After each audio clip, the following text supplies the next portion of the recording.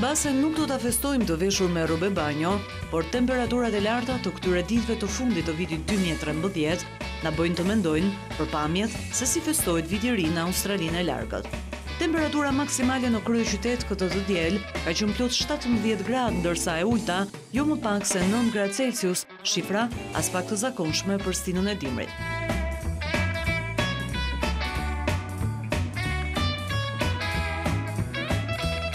Si një periudhë festive me ditë pushimi, moti po favorizon kështu shëtitjet në natyrë dhe një atmosferë ndryshe, ku veshja e trashë tipike e ditëve të ftohta të dhjetorit zëvendësohet nga më të guximshmit. Madje edhe në qytetin mbretëtar të Durrësit, kjo e diel ka mbushur buzdetin për shkak të motit me diell.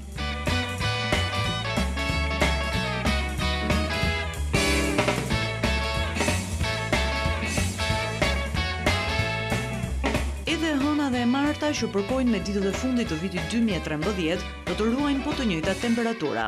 Edhe pse më datë 30 dhe 31 dhjetor, moti mund të jetë me vranësira, temperaturat minimale sipas sinoptikanëve nuk do të zbresin në 10 gradë Celsius.